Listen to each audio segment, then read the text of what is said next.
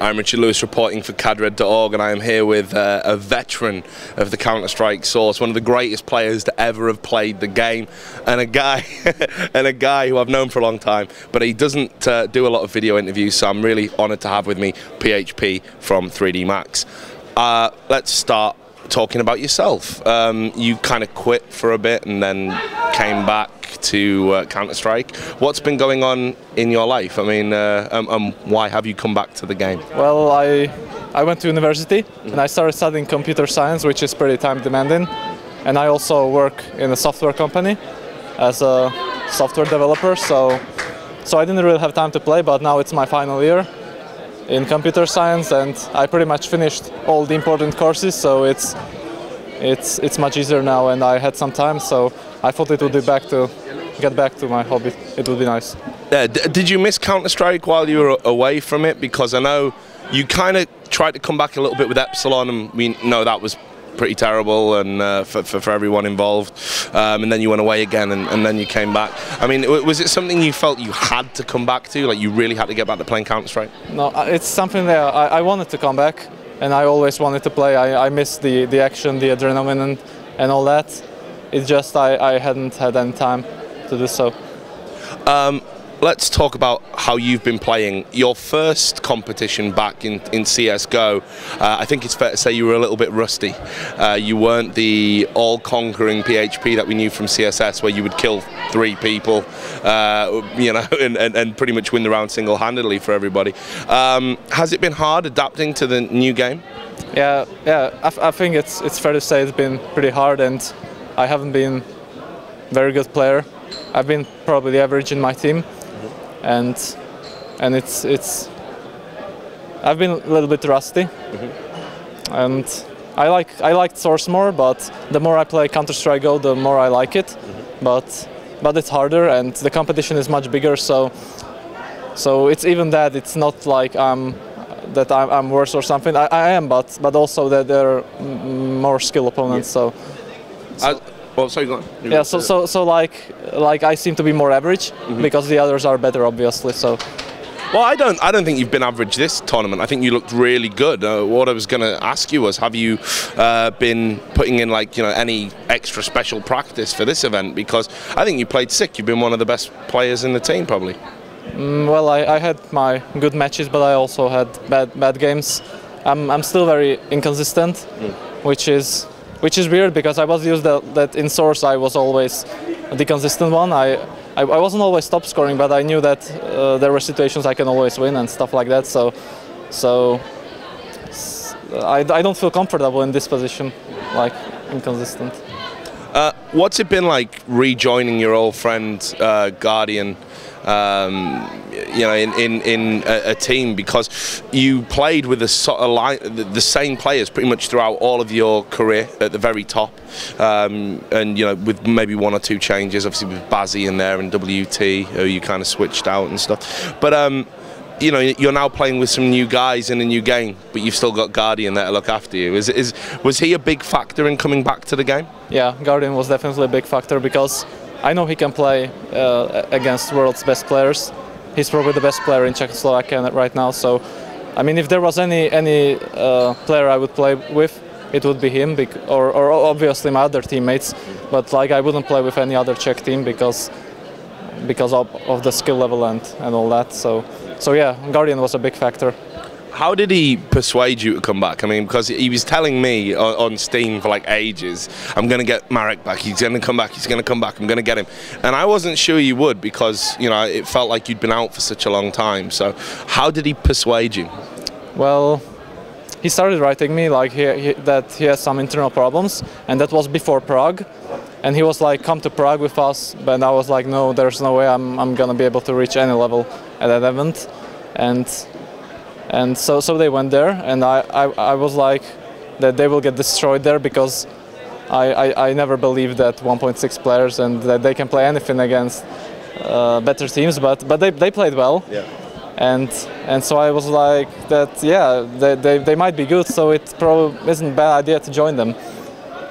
So has it been a kind of exciting opportunity for you as well? Because you were one of the, like you say, I mean, you know, I can't stress this enough. You played in one of the most successful teams prior to very games. You know, the French starting to dominate Counter-Strike Source. So how interesting was it for you to come into a team where you knew you'd be playing against top 1.6 guys that you'd have the chance to play, for example, in ESC Gaming? yeah, well, that was one of the things I really looked forward to. I really wanted big competition because it's fun, and I like tense games, and I like when there are opponents to practice against and stuff like that. In Source it was always same teams, like before iSeries there were 2 teams practicing, and that was probably Rattlesnake and Very Games. Yeah. And we knew we were gonna meet them at LAN, so we didn't want to play them, and always this. But now when we want to practice, there are like 10 teams who drill, and even the new teams. So I like bigger competitions, and it was also a big factor. Let's talk about 3D Max at Copenhagen Games. You guys have, as you said, kind of been a bit inconsistent in general. You had some very good games and then some not so good games. For example, the End Faculty match, which, you know, it was very close, but in the end that they took it. Have you been pleased with the way the tournament went, or are you a little bit disappointed? It's a tough question. I mean, I have mixed feelings. I'm pleased with the way we played Inferno, because that's the map we really practiced and we put everything into it. But it's a big disappointment for us that we lost Train, because we also practiced it, and it just shouldn't happen. And what was the question? Well, just if you thought that, you know, if you're disappointed with how it all went overall here at Copenhagen Games. Yeah, I'm hugely disappointed, and I'm disappointed for Guardian as well. I mean, that he put all into it. He played really well, and we still didn't manage to win anything. Yeah. So it just sucks for him. Yeah. Do you feel like the team's going forwards or backwards at the moment? Because before you were in the team, they obviously came to our event, the Mad Cats event in Prague. That was their first, when they were Damage Gamers Belgrade, and they finished 3rd, and it was quite a big surprise. And Guardian played sick at that tournament, was one of the star players. Since then, we've been looking to see, you know, progress, but it kind of feels like it's stalled a little bit. Yeah. The thing is, all the teams are progressing. At that event, teams weren't really prepared as they are now, or even in Vienna. Teams are much better now. And even if you ask Guardian or anyone, they will tell that everyone just got better, but they didn't. We didn't. We just are at the same level. And it's probably because they all are boot camping and stuff in houses, and we're happy if we get to play like 4 practices a night. Yeah. So yeah, we aren't really progressing while others are moving at lightning speed. So there's other teams are just moving faster than you. Yeah, definitely. I've got to ask you this question. It's nothing to do with you in a way, but I'm asking everyone the same question. The Na'Vi situation that occurred here in the tournament, you'll have heard that obviously Na'Vi decided to walk out of the tournament. I don't know, you've been around for a long time, and you've had some ups and had some downs. Have you ever seen anything like that in a competition before? Well, no. no, I haven't seen, but I know that even we wanted to do the same things, but we never really went for it because of the sponsors and stuff like that. And but it's ridiculous. If it's true what they say, then I can understand that they're angry and they want to walk out, but I don't really think it's true. It's just common sense that when the first game starts at 10, they can expect problems with PC and also, so they should arrive earlier. Yeah.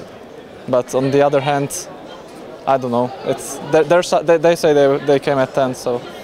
Well, I mean, yeah, I think it's a shame for the teams that have been left in the tournament. You know, that has kind of cast a bit of a shadow over everything. But there's been a lot of drama here at Copenhagen Games. There's been some surprises as well. We've seen some top teams go out. I wanted to ask you, because I know you've been practicing quite a lot, who do you think was going to win? I mean, apart from NIP, I mean, is there any team here that you would say is going to do really well? Yeah, well, I think Virtus Pro, and I think they play very well. So I think they are the only one team who can do damage to NIP, but they won't, because NIP are untouchable right now. So. Do you have any ideas? I mean, having played in a team that was dominant and was considered untouchable as well when you were in Reason Gaming, what is it about NIP that makes them such a dominant force? Do you have any ideas? No, I mean, I try to. I watch them at Source TV or Go TV or whatever it's called, and I try to come up like, how is it possible that they can't kill him, or what the fuck just happened? and they are all 5 great individual skill. They have a huge team play and best strategies, and everything is just working out for them. Even if we did the same thing, we would just all 5 die, and like. It just works for them, and it just shows how great chemistry they have, and they have a great team and obviously huge individual skills, and it's exactly how teams should look like, and congratulations to them. I want to ask you this. It's got nothing to do with CS:GO at all, right? Back when you were playing CSS, what was the best moment in all of that for you? Like before you left, what was the one memory? What was the best thing that ever happened to you in kind of Counter-Strike Source?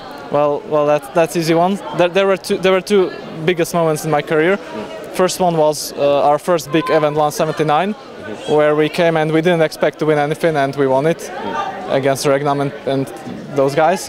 And then second event was DreamHack, where we faced Ver Games on Inferno, which is map which we never practiced, and we didn't.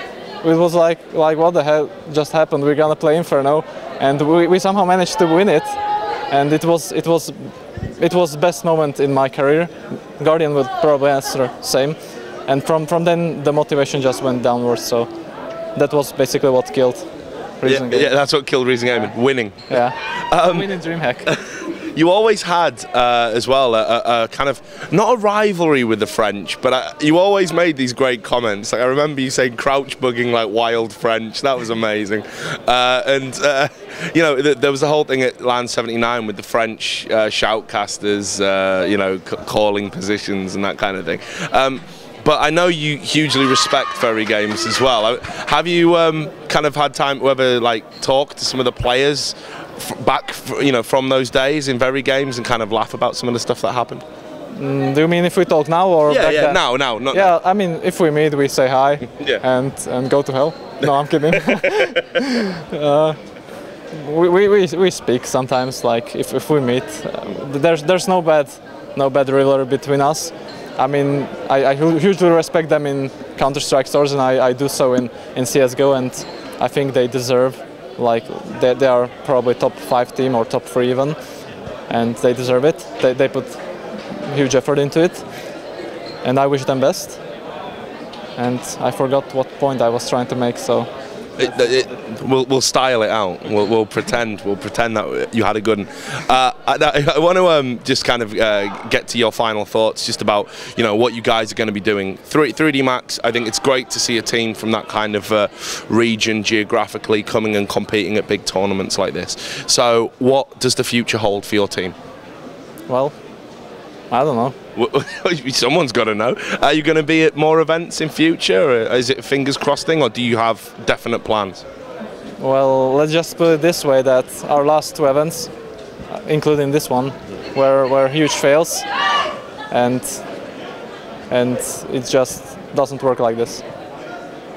That's a bit cryptic. What does that mean? Are we going to see a roster change? Are we going to bring back the old Reason Gaming lineup? Is that happening? Or? No, I mean there are no plans yet, but we know it doesn't work and something must be changed. Okay. And it can go from anything to anything. So. I love it when you're cryptic. Look, it's great to talk to you, and it's good to see you back competing again. I know everyone at Cadred's going to be really psyched to see you playing as well as you have been, and I'm sure you'll get better in CS:GO. So, to all the people out there at cadred.org, do stay tuned to the website. We're going to have more interviews like this one. Oh yeah, if you want to turn around as well and just show off the sponsors. There you go, sorry.